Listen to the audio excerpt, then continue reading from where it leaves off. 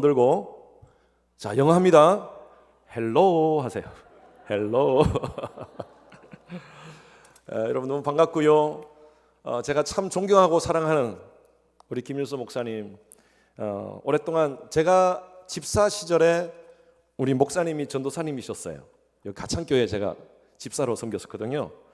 그때 참 너무나 귀하게 교회를 섬기고 교회를 사랑하고 하나님을 사랑하는 귀한 전도사님이셨는데, 또 하나님 인도하심 가운데서 미국에서 같이 함께 텍사스, 우리 목사님은 달라스에서 목회를 하시고 저는 달라스에서 한 3시간 남쪽에 있는 어스틴에서 목회를 했습니다.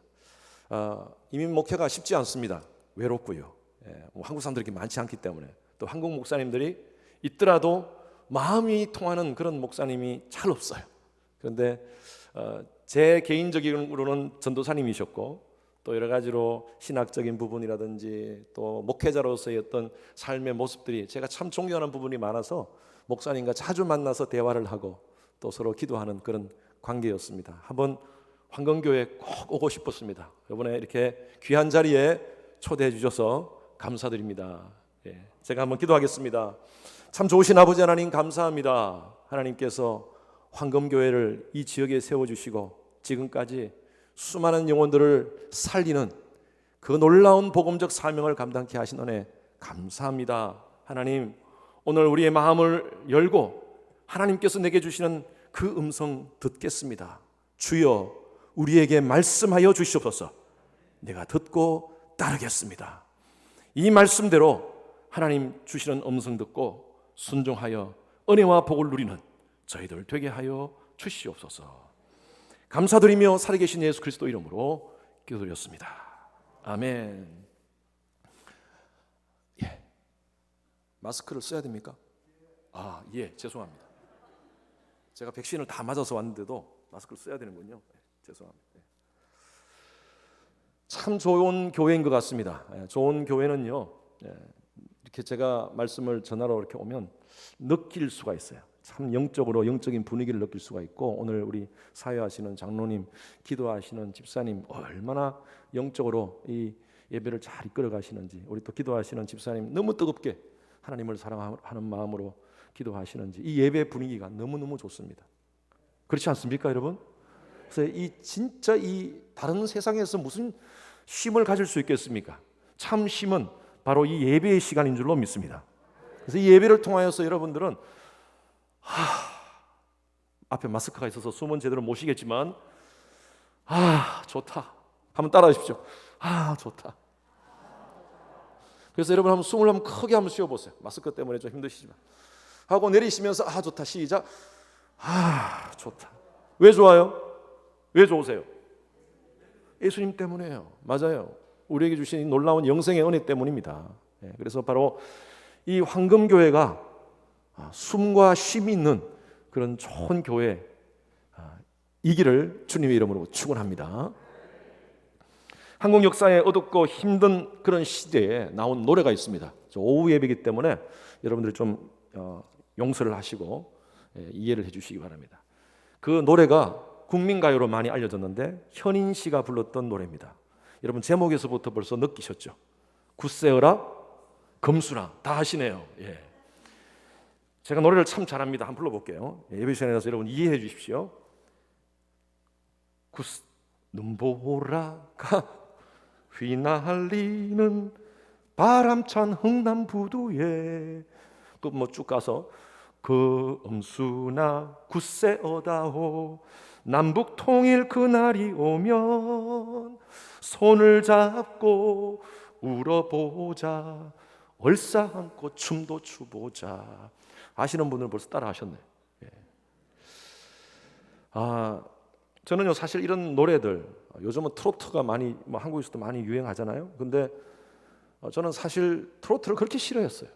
못하게 이렇게 수준 낮은 노래를 부르나 했는데, 나이가 50이 넘고 또 타향살이를 많이 하다 보니까, 제가 미국에 가서 지금 신학 공부를 하고 목회를 한 지가 벌써 26년째입니다.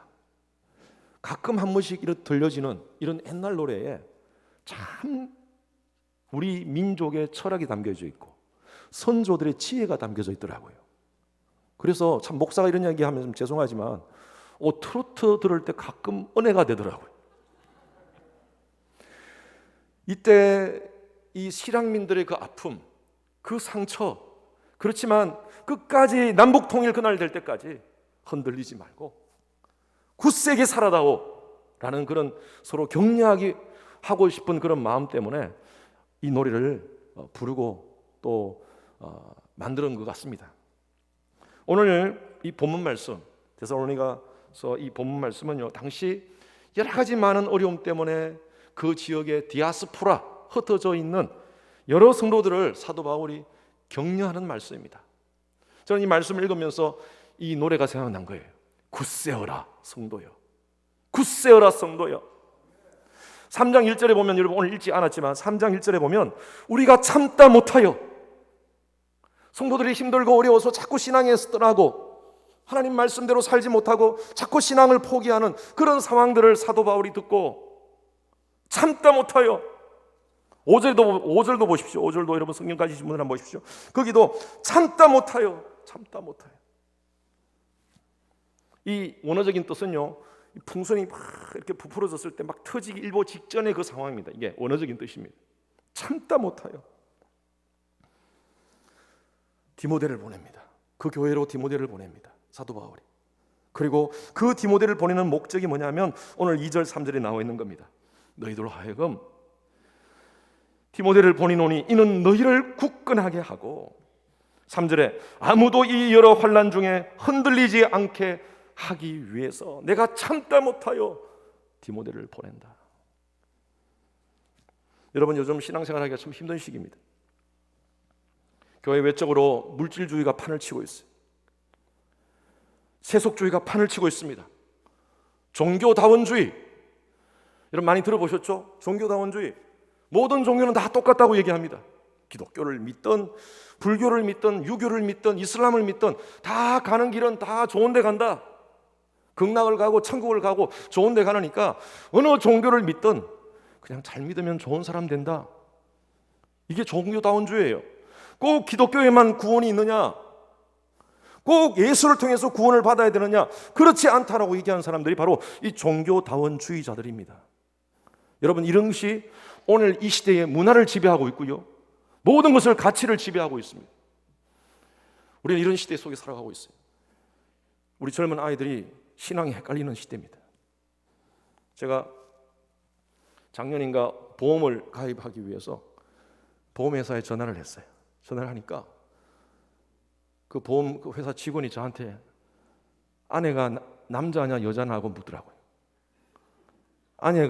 제 아내가 남자냐 여자냐 묻는 거예요. 여러분, 이해가 안 되시죠? 여러분, 이런 사고가 미국 안에는 팽배되어 있습니다. 아내가 남자인 사람이 있고요, 여자가 여자로서 같이 부부생활 하는 사람들이 있습니다.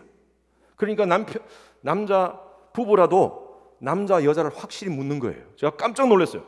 당연히 내가 남자인데 내 와이프는 여자지. 그렇게 얘기하고 나서 제가 슬펐어요. 자, 이런 시대에 우리가 살고 있구나. 여러분, 요즘 평등 차별금지법인가요? 차별금지법 한국에서도 많이 지금 이슈가 되고 있지 않습니까? 여러분, 남녀 여자 차별이 있습니까 없습니까? 제가 갑자기 질문하니까 답을 못 하시네. 남녀 여자 차별이 있습니까 없습니까? 없습니다. 그죠? 남자와 여자는 차별이 없습니다. 그러나 구별은 있습니까 없습니까? 있습니다. 하나님께서 창조할 때 창조의 질서대로 그렇게 창조하셨어요. 남자는 남자로서의 역할, 여자는 여자로서의 역할을 감당하도록 그렇게 구별을 해놓으셨어요. 사실 여러분, 차별금지법이요, 구별금지법입니다. 구별하지 말자는 거예요. 그냥 들으면 아무것도 아닌 것 같이 보이지만 굉장히 심각한 문제가 앞으로 발생되어집니다. 그 법이 통과되어지면. 그래서 우리 기독교에서 지금 손들고 그거 막는 겁니다. 이런 교회 외적인 여러 가지 많은 문제 속에서 가치관이 헷갈리고 신앙관이 헷갈리는 사람들이 많습니다. 교회 내적으로도 마찬가지입니다. 이단이 판을 치고요, 요즘 이단이 얼마나 많은지 모릅니다. 동방번개파라고 들어보셨습니까? 중국에서 온 동방번개파입니다. 이상한 이단들이 참 많아요. 교회 안에서 코비드 방역 문제로 교회가 지금 타겟이 되어서 여러 가지 문제를 또 삼고, 사회에서 문제를 삼고, 요즘 제가 몇몇 목사님들 얘기 들어보니까 목사님 요즘 성도들 신앙생활하기가 너무 힘듭니다. 어느 성도들은 이렇게 얘기한대요. 교회 다니고 있으면 주위의 직장 동료가 지금도 교회 다니냐 그런데요. 교회를 왜 다니냐 그러는데, 그만큼 세상 사람들의 인식 가운데 교회가 그렇게 부정적으로 심겨져 있는 상황입니다. 코비드의 상황으로 취직 문제, 경제적인 문제, 가정의 문제, 여러 가지 많은 문제 속에서 지금 우리는 살아가고 있습니다. 어떤 사람은 신앙에서 떠나요. 어떤 사람은 내가 이렇게 살아서 어떻게 살 것인가, 당장 먹고 사는 문제 때문에 정신이 없어가지고 예배를 드리지 못하고 있어요. 예배를 드리지 못하니까 흔들리는 거죠. 신앙도 흔들리는 거죠. 마치 사도 바울이 지금 이 데살로니가 교회가 정말 여러 가지 많은 상황 때문에 힘들어하는 그런 상황 속에서 사도 바울이 참다 못하여 디모데를 보낸 것과 같이, 저는 오늘 여러분들에게 이민교회를 하는 목사로서 이 한국의 여러 가지 상황들을 바라보면서, 오늘날 이 시대의 상황을 바라보면서 참다 못하여 이 말씀을 선포하겠습니다. 오늘 하나님께 주시는, 하나님의 음성으로 받으시는 귀한 시간 되시기를 주님의 이름으로 축원합니다. 사도 바울은요, 이 데살로니가 지역에 대해서 너무나 잘 알고 있었던 사람이었습니다. 왜냐하면 그 지역에서 사역을 했었거든요. 사도행전 17장에 보면 5절 말씀 한번 같이 읽어보겠습니다. 사도행전 17장 5절 말씀 같이 한번 읽습니다. 시작. 그러나 유대인들은 시기하여 저자의 어떤 불량한 사람들을 데리고 때를 지어 성을 소동하게 하여 야손의 집에 침입하여 그들을 백성에게 끌어내려고 찾았으나, 사도 바울이 그곳에서 놀러 왔습니까? 여행 갔습니까? 뭐 하러 갔어요? 복음 전가하러 간 거예요. 복음 전가하러 간 사도 바울의 삶 속에 이런 일이 벌어집니다. 유대인들이 깡패를 조직해가지고요, 그 말씀에 다시 말씀 한번 띄워주세요. 유대인들이 깡패를 조직해 불량한 사람들을 데리고 와가지고요, 사도 바울을 찾습니다. 죽이려고요.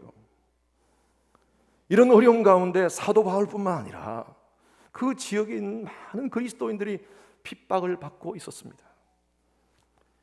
예수를 믿어도 핍박을 받습니다. 사도 바울이 사실은요, 과거에 예수 믿기 전에는요, 이런 고민 안 했어요. 예수 때문에 핍박받을 이유가 없었어요. 근데 사도 바울이 예수를 만나고 나서, 다메섹 도상에서 만나고 나서 그의 삶의 과거의 모든 것들을 다 그냥 배설물로 여기고 주를 위해서 살겠습니다라고 헌신하고 나서부터 사도 바울의 삶 가운데 얼마나 많은 고난이 있었는지 몰라요. 여러분 잘 아시지 않습니까? 우리가 신앙생활 하면서도 마찬가지입니다. 이런 경험합니다. 예수 좀 믿고 신앙생활 잘하려고 이제 좀 마음먹고 열심히 하자 하는데, 예수 믿으면 행복 시작, 고생 끝, 그렇습니까? 그렇던가요? 우리 권사님들 어떠세요? 아무 집에 문제가 없으세요? 고난이 없으세요? 그렇게 됐으면 좋겠는데, 사업의 어려움, 자녀의 어려움, 관계의 어려움, 경제적인 어려움 끊이지가 않습니다. 정말 우리가 내가 어쩔 수 없는 그런 상황 속에서 발을 동동 구르면서 어떻게 할까 할 때가 얼마나 많습니까? 우리의 삶 가운데. 성도들 가운데서 가끔 그런 얘기해요. 목사님, 이제 말씀 붙잡고 제대로 살려고 그러는데 왜 이런 일이 우리 가정에 벌어지나요? 그렇게 질문하는 분이 계세요. 목사로서도 어떻게 말씀을 드려야 될지 모를 때가 있습니다. 여러분 그렇습니다. 예수 믿는 성도들 가운데서도 심지어 목회를 감당하는 목사님들도 어려움을 당합니다. 저희 오스틴 지역의 미국 교회, 큰 미국 교회 목사님 아들이 교통사고로 죽었어요. 얼마 전에. 목사님 가정에 그런 일도 벌어져요. 목사님도 코비드 걸립니다. 우리 김일수 목사님 코비드 걸리셨잖아요. 예. 참 그런 위험 가운데 목회자도 처하고 신앙생활 잘하는 권사님, 장로님, 성도들도 그런 고난 가운데 처할 때가 있습니다. 고난을 좋아하는 사람은 아무도 없을 거예요. 우린 고난이 싫습니다. 그러나 우리 그리스도인들은요, 고난에 대한 새로운 해석을 해야 됩니다. 다윗이 그런 고백을 했잖아요.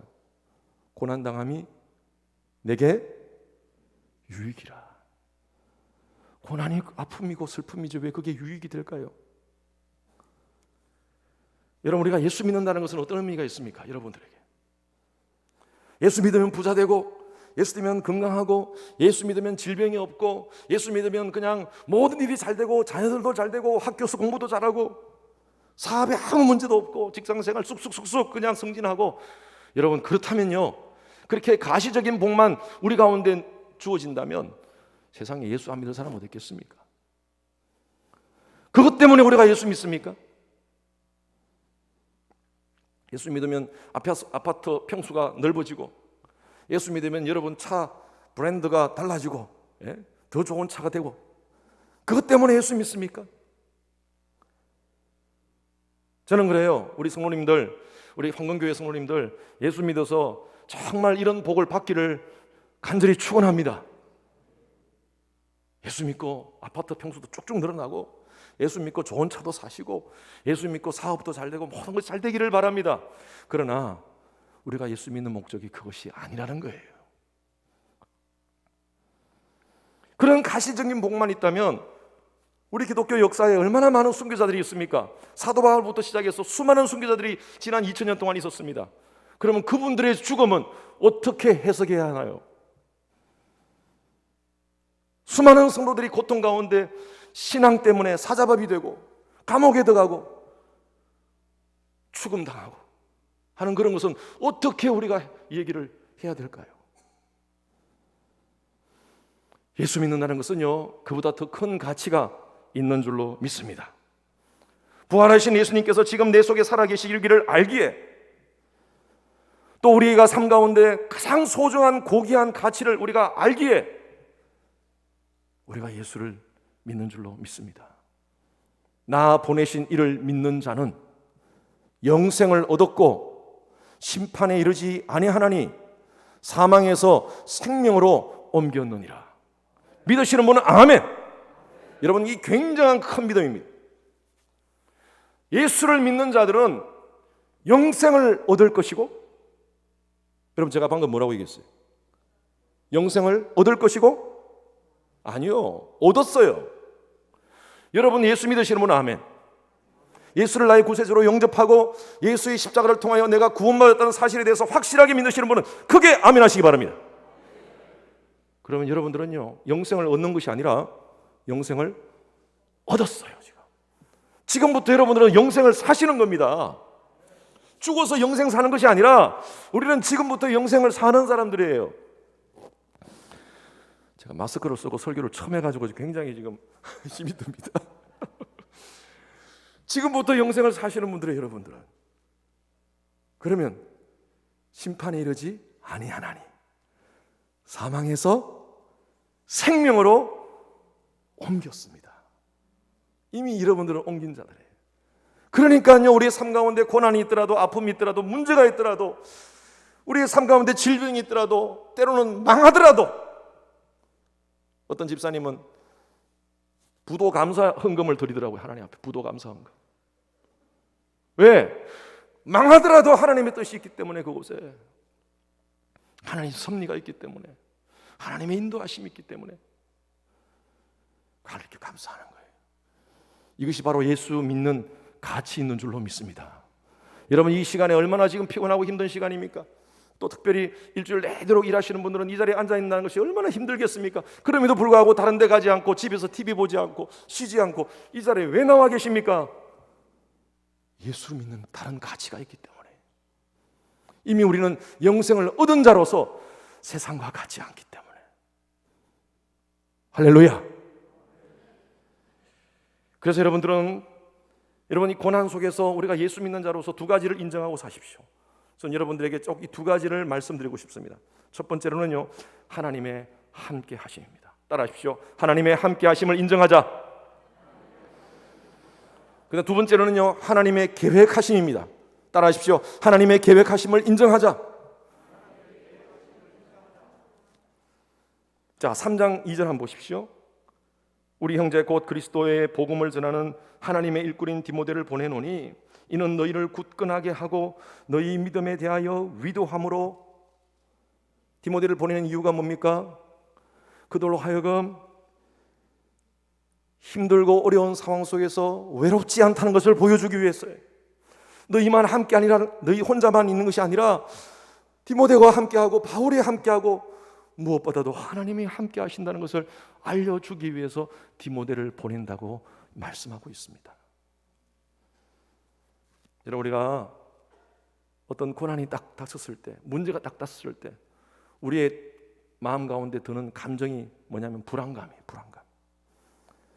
여러분, 고난이 닥쳤을 때, 문제가 딱 닥쳤을 때, 나는 뭐 아무 정서적으로 나는 괜찮아, 오히려 기쁘네, 이런 분들 누가 있습니까? 정신적으로 이상하지 않고서는 다 불안한 마음이 있는 것은 사실이에요. 신앙이 좋다고요? 믿음이 좋다고요? 아무 그런 느낌이 없습니까?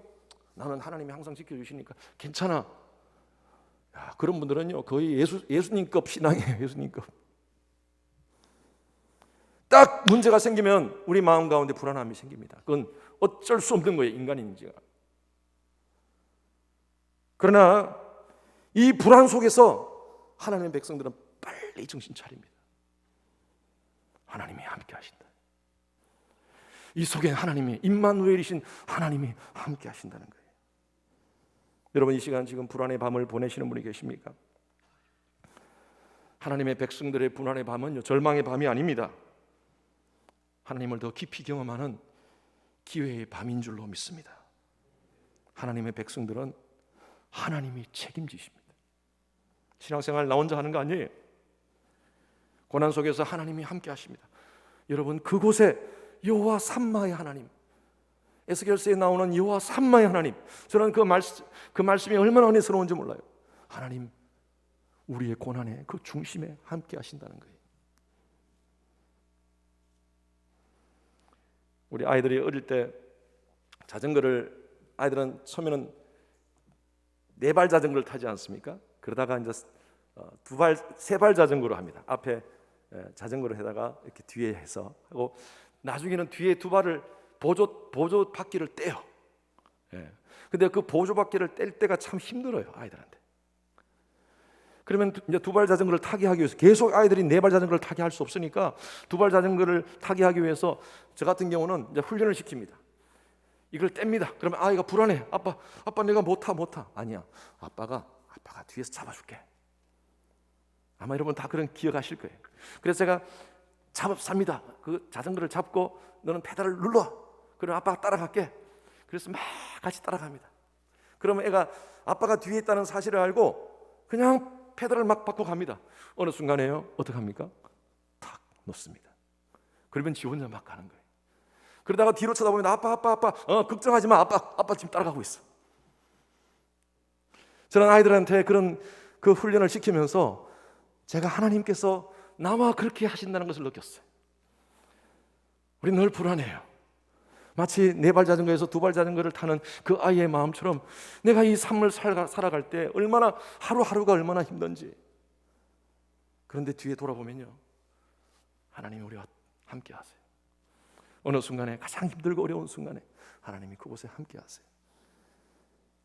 우리가 사람이 감당치 못할 시험은 없나니 너희가, 하나님은 오직 미쁘사 너희가 감당치 못할 시험 당함을 허락하지 아니하시고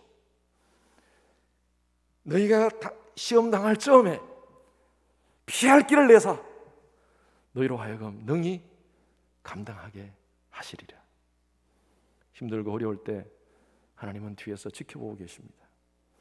하나님의 백성들이 해야 될 일은요, 고난 속에서 하나님께 바짝 붙어 있는 거예요. 바짝 붙어 있는 거예요.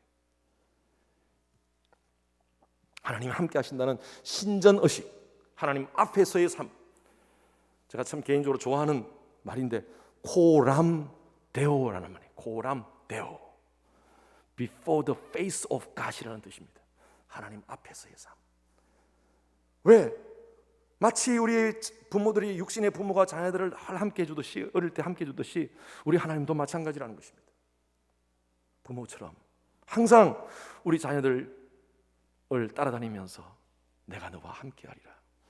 여러분, 창세기에 보면 요셉의 삶을 보십시오. 하나님께서 함께 하시니 요셉이 형통하게 되었더라. 할렐루야. 그 요셉의 하나님은 바로 우리의 하나님이신 줄로 믿습니다. 오늘날 우리 지금 이 시간에 여러분들의 삶의 모든 환경 속에서 함께 하시는 하나님이신 줄로 믿습니다. 그래서 여러분, 어떤 상황 속에서도 하나님이 함께 하심을 인정하시면 우리가 하나님께 더 확실하게 신뢰할 수 있습니다. 굳세어라 성도요. 두 번째, 하나님의 계획하심을 인정하시기 바랍니다. 4절 말씀 보십시오. 시작. 우리가 너희와 함께 있을 때에, 같이 크게 읽습니다. 장차받을, 시작. 장차받을 환난을 너희에게 미리 말하였는데 과연 그렇게 된 것을 너희가 아느니라. 사도 바울이 함께 같이 성도들과 있을 때, 데살로니가 있을 때 성도들에게 말씀을 통하여서 이미 앞으로 올 장래에 당할 고난에 대해서 훈련을 시켰다는 거예요. 소위 말해서 백신을 맞게 했다는 거예요. 앞으로 이런 고난이 올 것이다. 그러나 그들로 하여금 말씀으로 훈련시켰다는 거예요. 그 가운데서도 하나님이 우리와 함께 하시고 이 고난을 통한 하나님의 계획이 있다. 이것을 가르쳐 줬다는 것입니다. 여러분, 전 세계가 지금 백신 전쟁하고 있죠. 백신을 맞으면 바이러스가 들어와도 우리가 이길 수 있습니다. 마찬가지로요, 우리의 인생을 살다가 힘들고 어려운 상황 가운데 생겼을 때 말씀 백신을 맞은 사람들, 말씀으로 훈련을 받은 사람들, 두려워 말라 내가 너와 함께함이라, 놀라지 말라 나는 내 하나님이 되리라, 내가 너를 강건하게 하리라, 내가 너를 나의 의로운 오른손으로 너를 붙들리라, 내 염려를 주께 맡기라, 내가 너를 권고하리라. 도와주겠다는 거예요. 내가 너를 지명하여 불렀나니 너는 내 것이라. 네가 불 가운데 가더라도 불이 너를 사르지 못하게 할 것이요, 물 가운데 가더라도 물이 너를 해치지 못하게 할 것이다. 나는 만군의 여호와니라. 여러분, 그 말씀을 하신 분은 바로 천지 만물을 창조하신 우리의 아버지 하나님이신 줄로 믿습니다. 여러분, 이렇게 말씀을 붙잡고 있는 사람들은요, 갑자기 고난이 닥쳤을 때 불안한 마음은 갖죠. 인간인지라. 그러나 빨리 정신 차립니다. 이 가운데 하나님의 계획하십니다. 저는 믿음의 정의를, 목사님들이 여러 가지 많은 믿음의 정의를 말씀하셨지만 저는 개인적으로 이렇게 믿음의 정의를 이렇게 얘기합니다. 내 주위에 일어나는 사건과 어떤 사건과 사람에 대해서 나의 시선으로 해석하는 것이 아니라 하나님의 시선으로 해석하는 것이 바로 믿음이라는 거예요. 하나님의 시간표에 내 시간표를 던지는 거예요. 이게 믿음입니다. 나는 지금 몰라요. 왜 이런 일이 나의 삶 가운데 벌어지는지, 왜 이런 사람이 나한테 이렇게 나를 힘들게 하는지 나는 몰라요. 그러나 이 모든 것을 하나님의 시선으로 바라보는 거예요. 이 가운데서 하나님의 계획하심이 있다. 이것이 바로 믿음이라는 것입니다. 여러분, 돌아보면요, 하나님의 손길이 미치지 않는 그런 삶이 없었던 것 같아요. 저도 한국에서의 삶, 또 미국에서의 26년의 삶을 돌이켜 봤을 때 우리가 부르는 찬양이 있죠. 그 어느 것 하나, 같이 아시는 분 같이 할까요? 주의 손길 안 미친 것 전혀 없네. 한 번 더, 시작. 그 어느 것 하나, 주의 손길 안 미친 것 전혀 없네. 그렇더라고요. 아멘. 그렇더라고요. 내가 다 선택해서 온 것 같은데, 내가 다 선택해서 미국 유학 오고, 내가 선택해서 공부하고, 내가 선택해서 교회 사역하고 그렇게 한 것 같은데 돌이켜보니까 그 어느 것 하나 하나님의 손길 안 미친 자국이 없더라고요. 제 아내도 제가 선택한 줄 알았어요. 제가 보니까. 그런데 돌이켜보니까 아내도 하나님의 주권적인 손길이 있었더라. 할렐루야. 예. 여러분, 그래요. 우리의 삶 가운데 하나님의 백성, 아까 제가 말씀드렸다시피 하나님의 백성들은 하나님이 책임지십니다.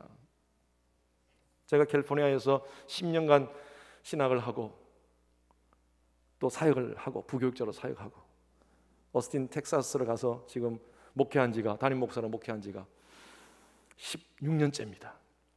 그 모든 과정, 저의 인생의 마치 책의 챕터와 같이 저의 인생의 챕터가 넘어가는 순간순간마다 하나님의 손길이 다 있었더라고요. 그때는 너무나 힘들고 어렵고 정말 왜 이렇게 하나님이 이렇게 하셨습니까? 라고 하나님 원망도 했지만 돌이켜보니까 그 속에 하나님의 손길이 있었더라고요. 시편 84편 6절 말씀 한번 읽어봅시다. 같이 시작. 그들이 눈물 골짜기로 지나갈 때에 그곳에 많은 샘이 있을 것이며 이런 비가 복을 채워주나이다. 눈물 골짜기로 갈 때 그곳에 뭐가 있다고요? 많은 샘이 있다는 거예요. 여러분, 골짜기는 힘듭니다. 어렵습니다. 다윗이요, 왕이 되어가지고 신하들과 그 수많은 하녀들을 다 그냥 궁녀들을 모아놓고, 자, 이 잔이 있습니까? 자, 잔을 다 부어라. 딱 들고, 이 잔이 무슨 잔인지 모르지만 다 들고, 자, 여호와는 나의 목자시니 내가 부족함이 없으리로다. 그가 나를 푸른 초장에 누이시며 쉴 만한 물가로 인도하시는도다. 내가 사망의 흠침한 골짜기를 다닐지라도 해를 두려워하지 않을 것은 주께서 나와 함께 하심이라.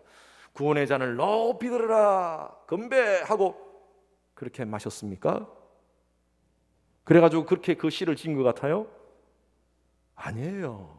다윗이 왕이 되고 나서 쓴 시가 아닙니다. 이 시는요, 시편 23편은요 다윗이 온갖 동굴을 다 쫓아다니면서 온갖 광야를 다 쫓겨다니면서 당장 내일 사울에 의해서 죽일지도 모르는 정말 그런 아주 이 상황에, 당장 생사의 상황 가운데 있는 그런 상황 속에서 다윗이 고백한 거예요.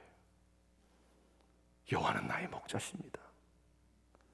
하나님은 이 동굴 속에서도 이 광야 속에서도 나와 함께 하시는 목자십니다. 푸른 초장을 갈 때도 하나님 함께 하시지만 사망의 엄침한 골짜기, 저 깊은 골짜기, 앞이 전혀 보이지 않는 마치 동굴 같은, 다 막힌 것 같은 그 골짜기 속에서도 주의 지팡이와 막대기가 뭐예요? 나를 안위하시나이다. 할렐루야. 여러분, 여기서 진짜 신앙이 나오는 거예요. 잘 먹고 잘 살고 등 따시고 베풀. 그래서 하나님이 그런 이유, 우리 그리스도의 삶 가운데서도 왜 자꾸 하나님의 백성들이 잘 먹고 잘 살게 안 해주시는가? 우리를 너무나 잘 아시거든요. 우리가 잘 먹고 잘 살면, 등 따시고 배부르면 신앙에서 멀어지고 하나님에서 멀어지고 하나님 구하지 않고 찾지 않고 세상 것 찾고 그렇게 사는 건 너무너무 잘 아시기 때문에 하나님은 조정하시는 거예요. 조절. 하나님의 백성들은 하나님이 책임져 주십니다. 그래서 때로는 고난의 깊은 골짜기를 가게 하십니다. 눈물의 골짜기를 가게 하십니다. 그런데 그곳에서 무슨 우리는 샘을 경험할 수 있어요. 다른 데서 먹을 수 없는 깊은 깨끗한 샘물을 경험할 수 있다는 거예요. 저는 1994년도 가창교회에서 제가 집사 시절 성가대 지휘자로 교회를 섬기고 아버지가 하시던 비즈니스를 받아서 사업을 하던 그때 94년도 제가 만 30살입니다. 그때 하나님께서 저를 콜링해 주셨어요. 그때 하나님 앞에 콜링 받았을 때 하나님을 원망했습니다. 하나님, 이왕 하시려면 아니 대학교 때부터 신학을 하게 하셔서 좀 제대로 신학을 공부해가지고 이렇게 부르시지, 이 나이에, 지금 생각하니까 30대 참 어린 나이인데 그때는 아니 이 나이에 제가 어떻게 공부를 해서 결혼도 했고 첫째 아들도 가졌고 이런 상황에서 내가 어떻게 신학을 하고 합니까? 근데 그때 그 상황에서 하나님이 미국으로 신학을 하도록 막 몰아붙이시는 거예요. 미국에 올 때 제가 너무 힘들었습니다. 그때 아까 인사했던 그 둘째를 뱃속에 가지고 있었을 때 아내가 미국에 와서 어떻게 사는가, 어떻게 유학하는가, 여러 가지 많은 고민 가운데 있었지만 그 상황 속에서 하나님께서 함께 해주셨어요. 그때 제가 하나님께 그 기도했습니다. 하나님, 제가 전혀 모르는 오렌지 카운티 캘리포니아 오렌지 카운티에서 공부를 하게 되는데 좋은 만남을 허락해 주십시오. 그 기도 하나님 앞에 간절하게 하고 캘리포니아 갔습니다. 비교적 큰 교회에서 사역을 부목사 시간을 보냈습니다. 부목사 시간을 보면서 이민 목회에 자신감이 있었어요. 이곳에서 내가 목회하면 참 잘 할 수 있겠다. 또 뭐 청빙을 받든 또 앞으로 개척교회를 하든 내가 가지고 있는 신학적인 어떤 지식이라든지 경험이라든지 큰 교회에서의 여러 가지 많은 시스템에 대한 이런 경험, 그리고 내가 가지고 있는 은사들, 이런 거 가지고 있으면 충분히 목회할 수 있겠다 하는 그런 자신감이 생겼어요. 10년이 지났습니다. 2006년도 제가 94년도에 콜링 받고 96년도에 신학을 시작했거든요. 10년 동안 사역하면서 또 신학 공부를 하면서 그렇게 시간을 보냈는데, 그곳에서 하려고 하는데 하나님이 정말 그곳에 좋은 만남을 또 허락해 주셨어요. 좋은 성도들을 만나게 하시고, 그렇게 자신감이 있었어요. 그런데 웬일입니까? 2006년도 되어서 하나님이 텍사스 어스틴으로 막 보내게 하시는. 그 당시만 해도 텍사스 어스틴은 사람들에게 많이 알려진 도시가 아니었습니다.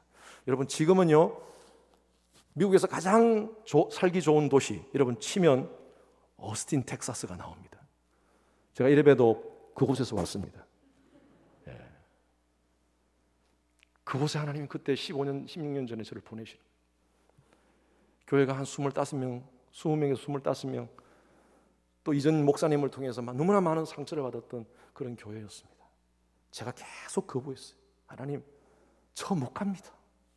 이제 좀 미국에서 좀 정착을 해가지고 이곳에서 제가 사람들 네트워크도 있고, 이곳에서 좀 지내면 아이들도 이제 티네이저가 되어가고, 이곳에서 하면 안 됩니까? 하나님이 제가 너무나 많은 사인을 주셔가지고 그 간증하려면 너무 시간이 많이 걸리니까 제가 그냥 짧게 말씀드릴게요. 그곳으로 그냥 무조건 가게 하시는 거예요. 그런데 그 모든 과정 속에서 하나님 너무나 큰 사인들을 보여주시는 거예요. 그래서 그때 기도했습니다. 하나님, 순종하겠습니다. 그리고 그곳에 가겠습니다. 그렇지만 제가 정말 하나님 그 어스틴 주님의 교회, 그 교회 가는데, 작은 교회 가는데 이거 약속해 주십시오. 좋은 축복된 만남을 캘리포니아에서도 허락해 주셨는데 어스틴 주님의 교회 가서도 축복된 만남이 이어지게 해 주십시오. 좋은 성도들 보내주십시오. 제가 조금 더 붙여서 기도했습니다. 브리스길라와 아굴라와 같은 믿음의 신앙 가정 12가정을 붙여주십시오. 그러면 그곳에서 제가 한번 해보겠습니다. 하나님, 이 약속은 지켜주십시오 라고 하나님께 기도하면서 그곳에 갔습니다. 확실하게 제가 확신을 가지고 갔기 때문에, 그때 제 나이 41살이었습니다. 확신을 가지고 갔기 때문에 열심히 목회했습니다. 한 20명, 25명 주일 미국 교회 빌려가지고 저희들이 예배를 오후 1시에 드렸는데 그 교회 가서 열심히 했습니다. 정말 설교하면서 졸도까지 할 정도로 그렇게 열심히 했습니다. 그러니까요 한 6개월이 지나니까 2배가 된 거예요. 놀래주셔서 감사합니다.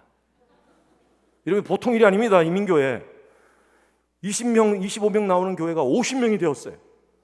그러니까요 제가 이런 마음이 딱 드는 거예요. 되네. 이거 되는구나. 내가 가지고 있는 그 오렌지 카운티가 큰 도시거든요. 이 큰 도시에서 그렇게 부목사로 경험, 또 신학적인 지식, 그리고 내가 가지고 있는 은사를 가지고 이렇게 목회하니까 이 배가가 되는구나. 6개월 만에 6개월 만에 배가가 되었으니까 6개월 계산해 보니까요 한 몇 년만 지나면 1000명이 되겠더라고요. 자신감이 딱 붙었어요. 그래서 그런 마음을 가지고 막 하려는데 며칠이 지났나 교회 안에 권사님 2가정이 싸우는 거예요. 외국분하고 결혼하신 권사님이셨어요. 싸우는데 막 저한테 전화 와가지고 상대방 그 권사 안 나가면 자기가 나가겠다는 거예요. 한 가정이 얼마나 소중합니까? 여러분 이민 목회 안 해보셔 그렇죠? 우리 김일수 목사님은 너무 잘 아십니다. 한 가정이 얼마나 소중합니까? 여기는 나가면 다 한국 사람이잖아요. 다 한국 사람. 전도 많이 하십시오. 다 한국 사람들인데 거기는 나가면 전부 다 미국 사람들이에요. 한국 사람 가끔 한 번씩 보이고 한국 사람 비슷한 사람 만나서 예수 믿으십니까? 하면 중국 사람이고. 그러니까 우리 전도팀들은, 우리 교회 전도팀들은요 5개국어를 합니다. 나가서 전도하려면 5개국어를 해야 돼요. 니 상신 예수 지도마 아나다와 예수사마 신지테 이마스까? 일본말. Do you believe in Jesus Christ? 예수 믿으십니까? 영어. 예수 믿으십니까? 한국말. 하여튼 5개국을 하는 겁니다. 그거만 하는 거예요. 다른 건 안 하고. 그거만. 복음 전할 수 있는 정도만. 그만큼 한국 사람을 만나기가 힘든데 한 가정이 떠난다니까 얼마나 마음이 아픕니까? 그 당시에 이제 참 목회해가지고 교회가 막 자라는 우샤우샤하며 자라는 과정 가운데 권사님 한 가정이 떠난다니까 나 저 가정 안 떠나면 나는 내가 떠나겠다. 그런데 또 상대방 그분하고 다툼을 가졌던 그 권사님도 전화 와가지고 자기도 떠나겠다는 거예요. 아니 한 사람만 떠나면 되지 또 두 사람이 떠나겠다니까 얼마나 마음이 아픕니까 제가. 권사님 왜 이러세요? 떠나셨어요. 두 분 다 떠나셨어요. 두 가정 다. 그런데요 한두 달 지나니까요 이분들이 아는 사람들을 우리 교회 아는 사람들을 한 사람 한 사람 나오게 하는 거예요. 그 교회 나와. 그 교회 나와. 내가 다니는 교회 가자. 그래가지고 한 6, 7개월 지나니까요 다시 25명 목회 그만두고 싶더라고요. 진짜 그 열정으로 내가 가지고 있는 경험과 지식으로 충분히 목회가 될 줄 알았는데 이런 상황이 딱 생기니까요 그만두고 싶더라고요. 캘리포니아 다시 돌아가고 싶더라고요. 하나님 나 이거 어떻게 합니까? 어떻게 하라는 겁니까?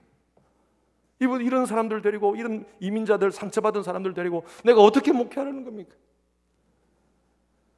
그렇게 해서 15년이 지났습니다. 근데요 제가 그런 시간들을 보내면서 느낀 게 있습니다. 하나님 왜 그런 고난을 주셨을까? 오스틴 지역이 굉장히 우리 목사님도 아시지만 참 교회가 성장하기 힘든 교회입니다. 근데 저희 교회는 지난 15년 동안 하나님께서 엄청난 영적인 양적인 부흥을 주셨어요. 왜 그랬을까? 하나님은 왜 이렇게 우리 교회를 이렇게 부흥시켜 주셨을까? 저는 딱 두 가지 원인이라고 봅니다. 하나는요 허성현 목사의 탁월한 리더십, 설교력, 사모의 내조 아니라고 봅니다. 아니. 저는 너무나 부족했어요. 너무나 교만했었어요. 그래서 내가 할 수 있다고 큰 소리 치고 왔는데 하나님이요 그런 과정들 아까 제가 샘플로 하나 예로 말씀을 드렸지만 그 과정을 통하여서 하나님이 저를 팍팍팍팍 꺾으신 거예요. 네 힘으로 목회한다고? 네가 가지고 있는 지식으로 목회한다고? 다 내려놔라. 쓸데없다. 우리 경상도 말로 쓸데없다. 그런 과정들을 통하여서 하나님은 저를 다루셨어요. 저희 부부를 다루셨어요. 목회는 내 힘으로 하는 것이 아니라 하나님의 은혜로 감당하는 것이다. 그럴 때마다 더 우리가 하나님께 엎드리게 되고 더 기도하게 되고 하나님의 은혜를 사모하게 되고 그 고난 속에서 저는요 정말 그 다윗이 고백했던 그 말 고난 당함이 내게 유익이라. 고난이 왜 유익인가? 제가 설교는 했지만 그게 제 마음에 와닿지는 않았어요. 그런데 제가 그 고난을 통하여서 여러 가지 목회적인 경험을 통하여서 지난 15년 동안의 목회적 경험을 통하여서 하나님께서 저에게 깨닫게 하셨어요. 이 고난이 없더라면 얼마나 교만했을까? 아직도 헤매는 목사가 되지 않았겠나 하는 그런 생각이 들었습니다. 그래서 저는요 저희 교회의 성장은 첫 번째 하나님의 은혜였어요. 하나님의 은혜. 두 번째는요 하나님께서 정말 좋은 아까 제가 기도했던 대로 신실한 브리스길라와 아굴라와 같은 믿음의 가정 12가정 플러스 알파를 붙여주셨어요. 우리 한국교회도 참 좋은 분들 많으신 것 같은데 저희 교회도 정말 한번 와보세요. 우리 성도님들 얼마나 좋으신지. 저는 가는 곳곳마다 우리 성도님들 자랑합니다. 우리 장로님들 자랑합니다. 장로님들 얼마나 좋으신지 몰라요. 목사가 목회를 마음껏 할 수 있도록 뒤에서 기도해 주시고 격려해 주시고 정말 하나님께서 귀한 분들을 보내주셨어요. 저희 교회가 이렇게 하나님 손에 쓰임 받을 수 있는 그런 교회가 되었다는 것은요 하나님의 은혜고 철저하게 믿음의 동역자들 때문이었습니다. 그래요 여러분, 고난은 분명히 하나님의 이유와 계획이 있습니다. 우리가 해야 될 것은요 우리가 부르는 찬양 있죠? 아무 일을 만나도 예수 의지하라. 아멘이십니까? 예. 여러분, 우리 기독교, 요즘 기독교에서 가장 많이 쓰는 단어가 은혜입니다. 은혜. 그런데 이 은혜만큼 오해받고 있는 단어가 없습니다. 우리 모두 하나님의 은혜죠, 은혜죠. 그렇게 말은 많아지만 하나님의 은혜로 사십니까? 여러분, 신앙은요, 하나님의 은혜로 살아갈 때, 살아가는 모습이 나타날 때, 그게 진짜 신앙의 모습이에요. 하나님의 은혜 받은 자가 거짓말을 하고 사기를 치고 욕을 하고 삽니까? 은혜를 모르는 사람이에요. 1940년대에 본 회프라는 독일 목사님이 계십니다. 이 목사님이 이런 얘기를 했어요. 하나님의 은혜를 값싼 은혜로 취급하지 마라. cheap grace로 만들지 마라. 이 놀라운 십자가의 은혜가 우리한테 얼마나 소중한데, 얼마나 프레셔스한데, 그 은혜를 함부로 남용하지 마라. 은혜 받았다면 은혜 받은 자답게 살아라. 그 시대에 쓰여져가는 독일 교회를 향하여 외쳤던 사람이었습니다. 우리 자매님 피아노 좀 치주실래요? 선한 능력으로라는 찬양. 아까 제가 사인하면 들어가세요. 그래서 이 본 회프라는 목사님이 이렇게 얘기했습니다. 여러분, 그 당시에 히틀러가요, 독일을 향하여, 교회를 향하여 이렇게 얘기합니다. 자기 독일 교회 목사들과 독일 교회들이 자기를 스포트 해줘야지 자기가 일을 할 수 있으니까, 여러분, 히틀러가 하는 겁니다. 예수를 따르는 것이 나를 따르는 것입니다. 나 히틀러를 따르는 것이 바로 예수를 따르는 것입니다. 그렇게 외쳤어요. 그럴 때 이 보니폰 목사님이요, 라디오 방송국에 나와가지고, 독일 교회 성도 여러분, 히틀러를 따르지 말고 예수를 따르십시오.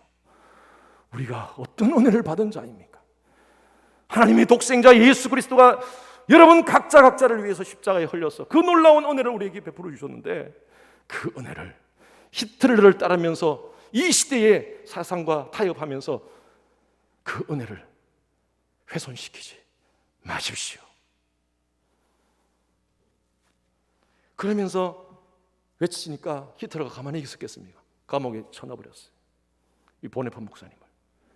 그리고 보네폰 목사님이 사형 교수형이 당하기 전에 그때 쓴 시가 아까 여러분 부르셨죠? 선한 능력으로라는 찬양입니다. 한번 띄워주실래요? 거기 한 말씀.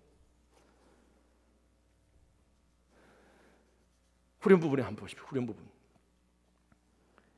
주님이 3절입니다. 3절 합시다. 주님이 마신, 자 전주하면 주세요. 주님이 마신 고난의 쓴 잔을 우리도 감사하며 받으리. 같이 한번 할까요? 주님의 남은 고난 채워가며 예수와 복음 위에 살리라. 선한 능력으로 일어서리. 주만 의지하리 믿음으로. 우리 고대한에 주 오실 그날 영광의 새날을 맞이하리. 한 번 더 합시다. 선한 능력으로 일어서리. 선한 능력으로 일어서리. 주만 의지하리 믿음으로. 우리 고대한에 주 오실 그날 영광의 새날을 맞이하리. 우리 환경교회 성도 여러분, 고난 속에서 당당하시기 바랍니다. 어떤 유혹과 어려움이 오더라도 당당하시기 바랍니다. 하나님이 함께 하시고 하나님의 계획이 여러분과 함께 있는 줄로 믿습니다. 여러분, 세상과 타협하지 마십시오. 술 한잔과 타협하지 마십시오. 세상에 여러분 잘못된 유혹으로 인하여 여러분 양심을 팔지 마십시오. 하나님 앞에서 정직하시기 바랍니다. 선한 능력으로 일어서시기 바랍니다. 아이고 힘들고 어려울 때 아이고 죽겠네 하지 마십시오. 따라하십시오. 아이고 죽겠네 하지 말고 아이고 죽게 인내하자. 여러분 말은 비슷한데 차이점은 아시겠습니까? 죽겠네 하지 말고 죽게 있네. 이 모든 상황 속에서 함께 하시는 하나님이, 하나님의 계획과 하나님의 섭리가 있습니다. 그래서 모든 것이 죽게 있네. 따라하십시오. 죽게 있네. 죽겠네 하지 말고요. 어떤 상황 속에서도 하나님이 우리와 함께 하십니다. 여러분 성도여, 굳세게 서십시오. 믿음으로 서십시오. 선한 능력으로 서시는 우리 모든 황금교회 성도님들 되시기를 주님의 이름으로 축원합니다. 하나님 아버지 감사합니다.